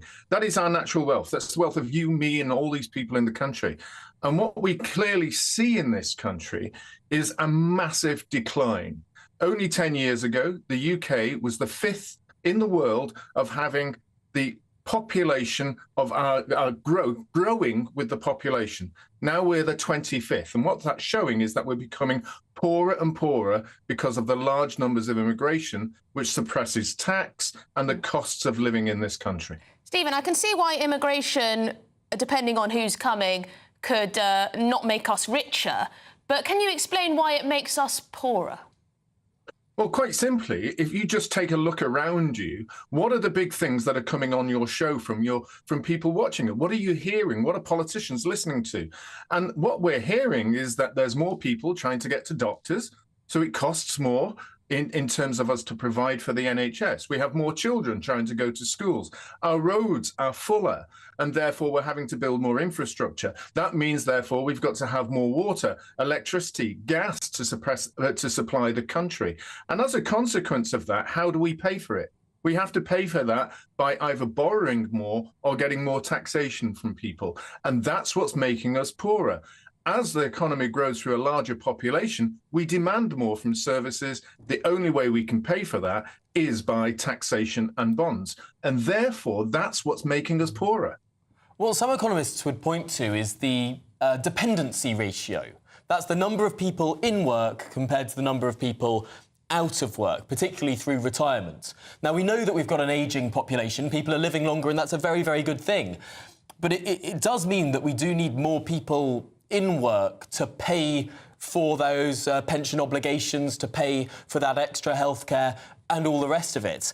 And seeing as, and we've mentioned this a lot on the show, the birth rate is simply not rising. It's been going down recently, not going up. I mean, how does the gap get plugged? Well, the gap gets plugged in a number of ways. First of all, we know that more people are working for longer, so make it more attractive for people to work longer. Secondly, we also know one of the factors of people not going to work at the moment is the large number of students who aren't working, both here in the UK and for abroad. Make it attractive for them.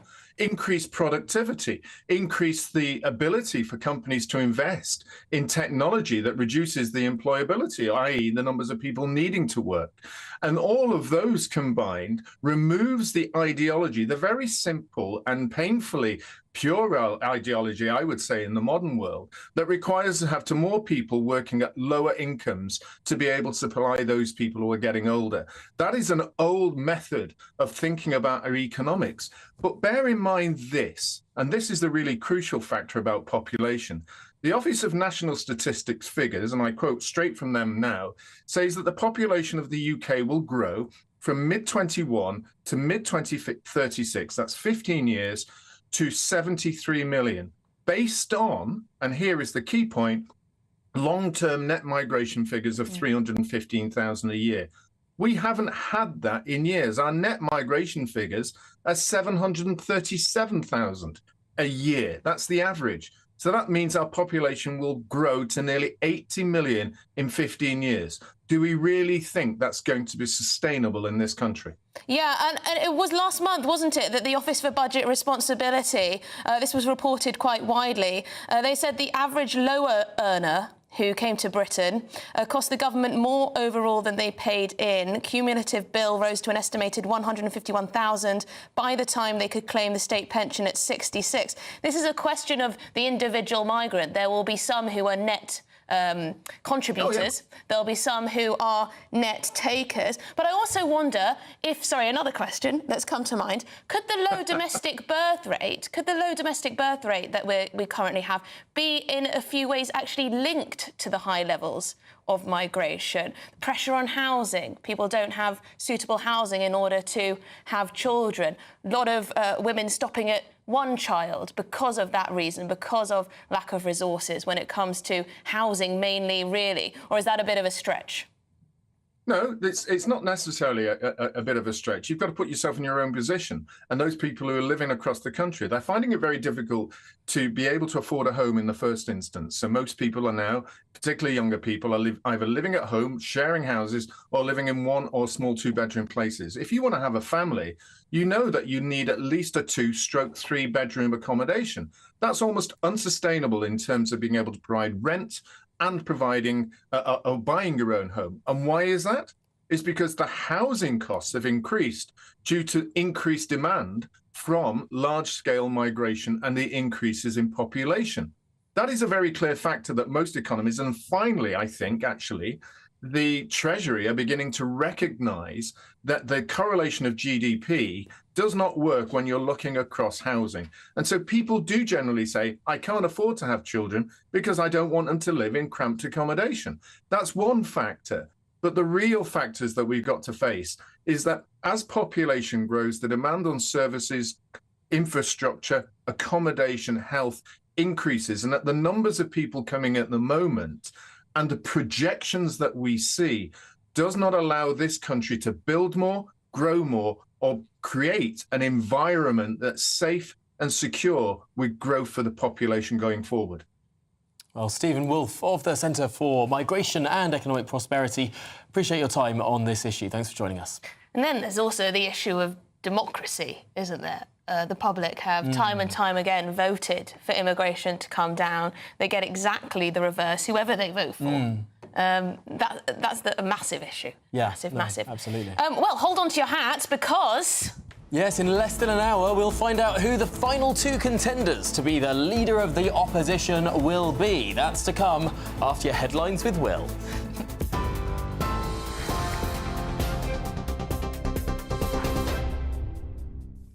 Good afternoon. I've got your latest headlines. PMQs first. The Prime Minister has faced questions in the House of Commons this lunchtime. The leader of the opposition, Rishi Sunak, probed Keir on whether tax rises here were on the horizon in the upcoming budget. The Tory leader, in one of his last PMQs, questioned the Prime Minister on if a promise not to raise taxes in the Chancellor's budget applies to national insurance contributions from both employers and employees. Here's what the Prime Minister had to say. Made an absolute commitment in relation to not raising tax on working people. He, of course, was the expert's expert on raising taxes. And what did we get in return for it? We got a broken economy, broken public services, and a £22 billion black hole in the economy. We're here to stabilise the economy, and we will do so. The leader of the opposition joked about the recent departure of Sir Keir's former Chief of Staff, Sue Gray, ahead of Labour's announcement on employment law tomorrow. Given the weekend's events, when did the Prime Minister first become a convert to fire and rehire? Well, I'm very pleased and proud that tomorrow we will publish the bill which will be the biggest upgrade of workers' rights in a generation. Next, the final stages of the Tory leadership race inches closer, with just 3 contenders left.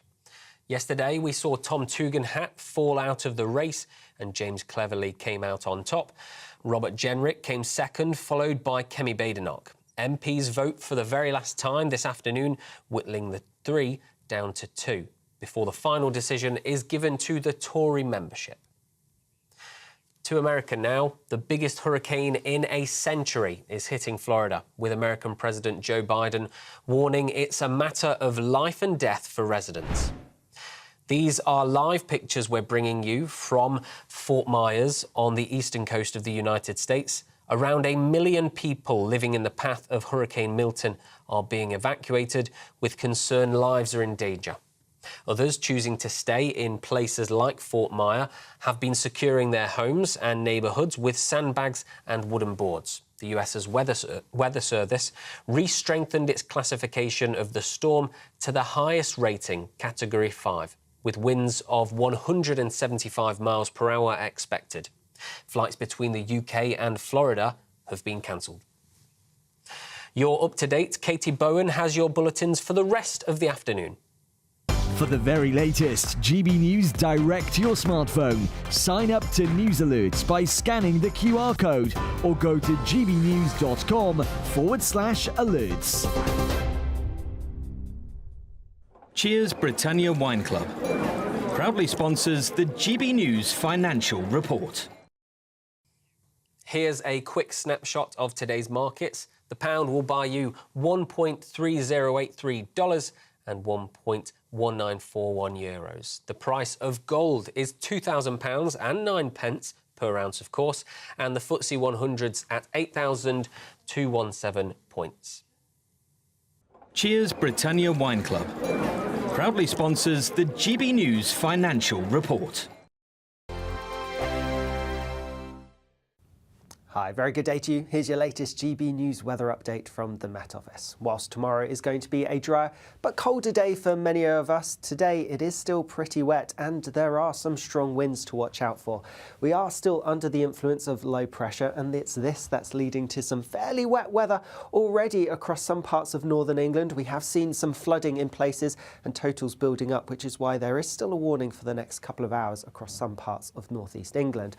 Otherwise, and whilst the persistent rain's gradually going to ease as we go through the day and pushes its way southwards, there will still be a few showers elsewhere, and some of them could be on the heavy side, albeit not as intense as yesterday. Still quite warm towards the south, with temperatures getting into the high teens, but a bit fresher further north because there's a northerly wind. And on that northerly wind, we are going to see some showers pushing their way through as we go through this evening, particularly around some northern coastal parts of Scotland, but some will feed further inland, and that northerly wind will be a bit chilly, so we could see some wintry dreariness, some sleet or snow over the higher ground. Some showers across parts of Northern Ireland to end the day. Still some rain continuing, albeit not as heavy, across parts of northern England, pushing into the Midlands and parts of Wales. Further south, a few showers to watch out for as we go through into the end of the day. Otherwise, and as we go overnight, the northerly wind continues. We will see any cloud, any rain gradually pushing its way southwards, and with that then things will be breaking up, turning a bit drier for many of us, but some clear skies developing across the north and west. Here it is going to turn chilly, could be some frost in places, staying a bit milder towards the south, but nonetheless a bit chillier than some recent nights. Bit of a cloudy, damp start for some of us across southern parts, but that rain will quickly clear away towards the south as we go through tomorrow morning. And then for many, like I said at the start, a drier, brighter day with some decent sunny spells developing, a few showers still, especially in areas exposed to that chilly northerly wind, and temperatures will be quite a bit lower than today as well. Bye-bye. The latest GB News travel. Good afternoon. Hello, I'm Jules Buckley. There's some flooding affecting routes in County Durham this lunchtime. The A1M is currently closed. It's shut in both directions between Bradbury and Aycliffe. Junction 60 to 59. There's queues back to Bertree at 58. Surrounding routes understandably struggling too as traffic diverts. And there's an issue too in Bertree Gate. The A68, the West Auckland Road, is currently impassable between the A1M at Junction 58 and the Farmers Auction Market for West Park in Darlington as well. That route is impassable there. Southbound M1, just after Leicester 21, still queuing back before the Leicester Forest East services. It follows an earlier collision, all lanes open. And Cirencester in Gloucestershire, the A433 close for flooding between the Coates turn-off and the Kemble turn-off as well. And that's the latest. You can stay up to date throughout the day by visiting our website, gbnews.com.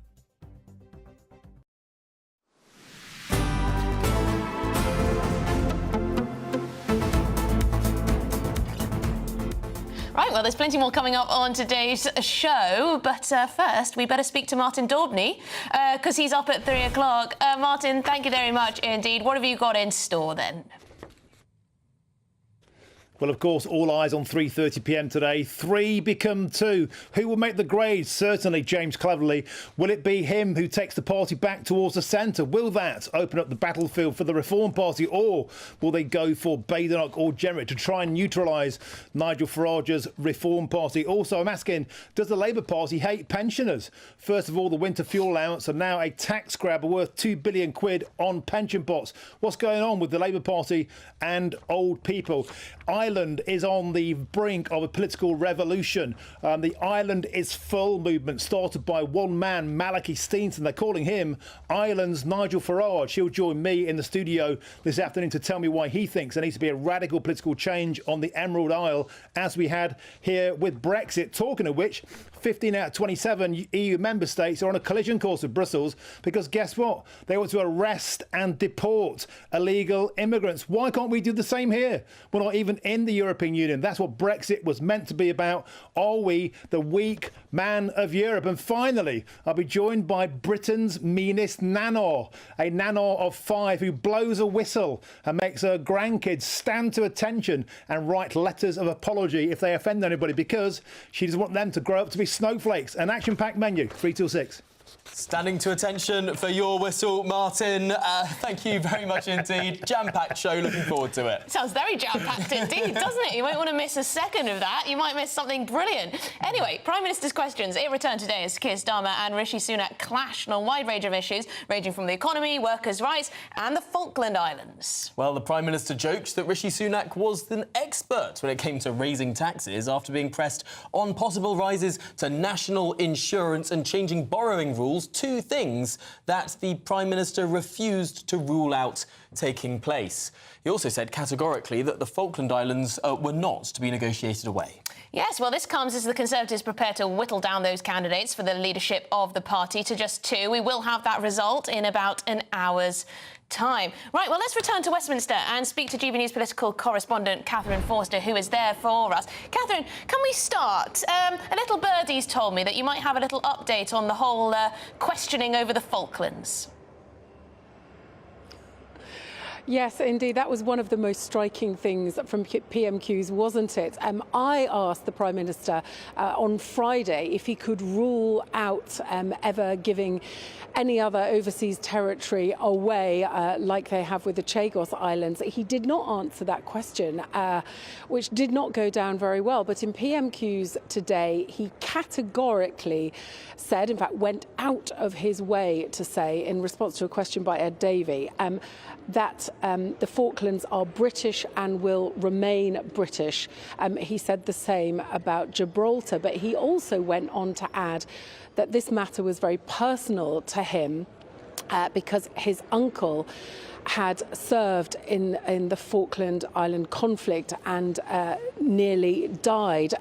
In fact, he did speak in a speech about security a few months ago about his uncle. I'll just read you a little bit of it. My mum's brother, my uncle Roger, served in the Falklands on HMS Antelope.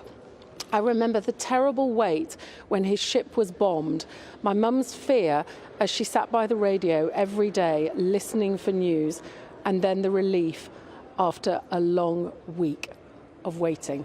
So it is personal to him, all of which makes it all the more curious why he didn't just shut down speculation last Friday. But I thought that the former Prime Minister, Rishi Sunak, really had quite an enjoyable time picking different topics to go on the current Prime Minister with. And also, Sir Keir Starmer this time didn't make the mistake of referring to Rishi Sunak as the Prime Minister. He's obviously finally realised that that is him. Yes, it has been quite comedic to listen to the previous few Prime Minister's questions, where I think the Prime Minister did that 6 times on one occasion. But no, he seems to have learnt. Catherine, as we speak, Conservative MPs, or perhaps 120, maybe even 121 of them, are voting up in the committee room, up in the committee corridor, to determine who goes out next. Who are the final 2 candidates that go to the membership? It's really too close to call. It really is too close to call. There's 3 very nervous candidates. In 50 minutes from now, 2 of them will be thrilled to bits and 1 of them will be very disappointed indeed. Now, we don't know who is going through. The numbers are very tight. James Cleverly had a huge surge in his numbers. He went up from 21 to 39 yesterday. That's 8 ahead of Robert Jenrick and 9 ahead of Kemi Badenoch. But as he said to me yesterday, you know, these things don't go in a smooth fashion. He was saying to colleagues, if you want me to lead, vote for me, urging against people thinking that perhaps he's got his ticket to the final 2 in the bag. I know that the other campaigns, Robert Jenrick and company, I don't think have had much sleep. I imagine it's the same for Kemi Badenoch. I spoke to one MP earlier who had been woken by one of the candidates ringing him quite early on the morning, but he did not take the call. So behind the scenes, there are all sorts of frantic efforts being made to get those critical numbers, because I expect it will be very, very tight indeed. I love that anecdote, Catherine, the idea that Conservative MPs don't need alarm clocks anymore because the candidates are just ringing them so constantly. Can I have your vote? Can I have your vote? Goodness me, less than an hour to go. We'll be back, of course, back in Westminster with you and the rest of the team when those results are declared. It's rather charming how enthused you are about these types of things. It's lovely. It keeps it exciting, don't you think, at home? Well, you've got to have sort of hobbies, don't you? You've got to have sort of hobbies, yes. Some people like to, follow the football. Others like to follow the Conservative Party leadership race. And he watches old election night coverage, don't you? Black and white. Oh, yes. Actually, what was it? 1964 was one of the... That's a good one. 1970 was great, though, because they all got it wrong. All the polls said that Labour was going to win, the Tories actually did. Anyway... And that would have been really exciting. And that was the first on the election... edge of your seats for that one. That was the first election 18-year-olds could vote, and they were all very excited about the prospect. Oh, well, there you go. Anyway, in other news, in worrying news, millions of people across Florida are rushing to evacuate before what's been dubbed the storm of the century. Here you go, live pictures from Sarasota and Fort Myers. Well, we're speaking to someone on the ground in Florida in a few short minutes after this.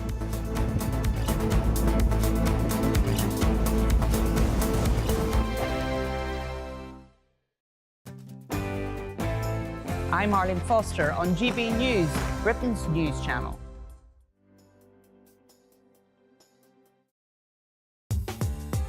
I'm Christopher Hope. From pop stars to politicians, I'll interview anybody in a pub who's got a political opinion. Join me every Friday on Spotify, Apple Podcasts, YouTube or gbnews.com, or wherever you get your podcasts. This is GB News, the People's Channel. Britain's newsroom, weekday mornings from 9:30. So I'm one of the lucky ones. I'm going to see your show, Behind the Shoulder Pads, one night only at the Adelphi Theatre, October the 22nd. You're talking about your extraordinary life. Stage, screen, published author, 19 TV, books, TV, most important. Yeah.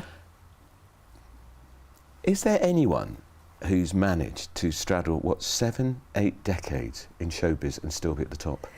Yes, I was thinking about that the other day because somebody said, the last is good. There is a Shirley MacLaine. Sure. She started at the same time as me. Right. Sophia Loren. Yeah. She started around the same time. She's not working much, though. It's true, she's not, but she's still out there being, a major icon. And of course, people like Dick Van Dyke, who's just almost 100. Yeah, he's incredible, isn't he? I'm a mere babe next to him. Yeah, you are.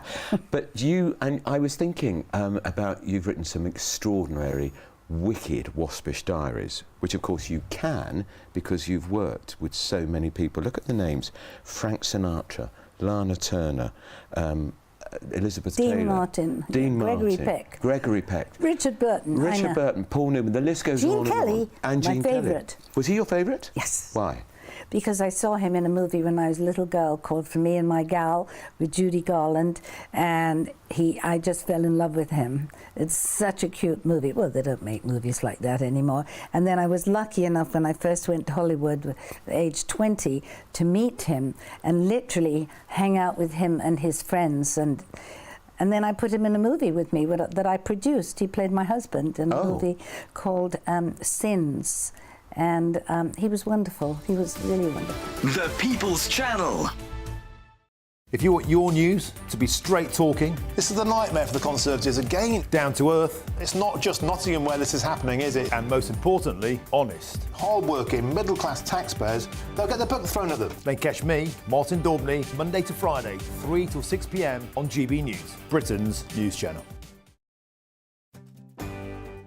I'm Michael Portillo. This is GB News, the People's Channel, Britain's news channel.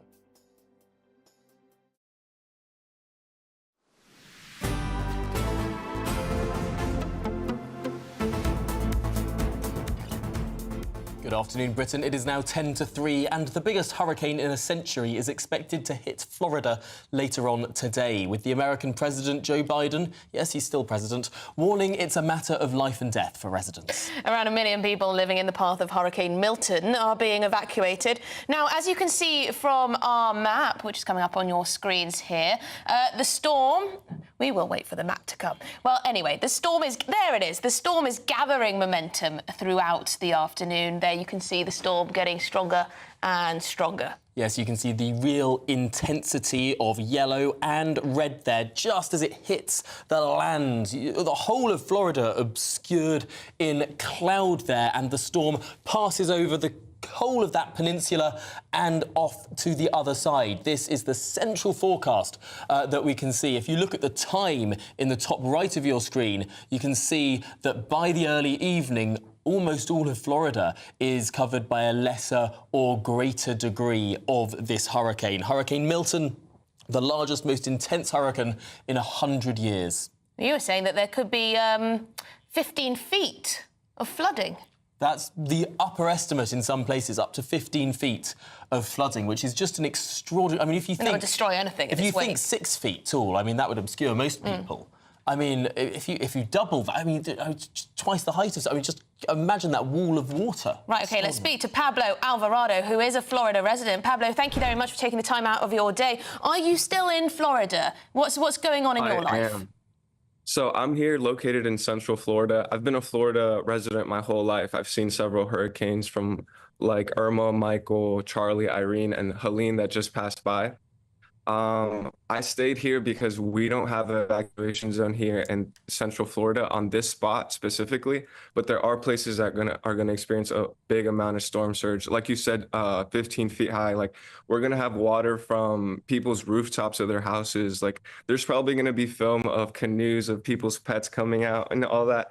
But Tampa just got hit. Like, there's film of them not even like cleaned up yet from their last hurricane. There's debris like left out on the streets still, and literally in about 20 hours, we're about to have all that debris flying around. So we're all just getting ready. We're stacking up on gas for the generators because we're all expected to lose electricity, canned goods, food that doesn't go out bad, candles, flashlights, you name it. We're just trying to get prepared because any bad hurricane, we've experienced almost like 3 weeks of no electricity. Like, that's no way of communicating. Like, we can't even cook our own food unless we have, we're out here grilling. But yeah, we're just trying to get safe. The gas stations are running out of gas. Like, it's just been hectic because the media has been all over it more than general. So a lot of people have been, I don't know, I guess they've been like freaking out, but we're all going to bunker down, and everyone that's had the evacuation has already made it out, hopefully. Well, Pablo Alvarado, really appreciate you speaking to us and hope that you can stay safe, batten down those hatches and ride out that storm. Of course, you not yourself in an evacuation area. Thanks for joining us here on Stay News. safe. Thank you, Pablo. Gosh, I mean, if you're in the area and you're reading, well, seeing, I mean, the broadcasts on this, I mean, they look apocalyptic, don't they? And then you get warnings that you're going to be in a coffin if you don't leave right now. Yeah. I mean, scary stuff. And also scary if you don't live in an evacuation zone. If you're just on the border of an evacuation zone, I'm imagining quite a few people would have left as well. Well, absolutely. Anyway, thank you very much indeed for watching Good Afternoon Britain. You won't want to go anywhere because Martin is up next, and we will find out who the two left in the Tory leadership contest are. Not long to go now, so do stick around. That result coming in just around half an hour's time.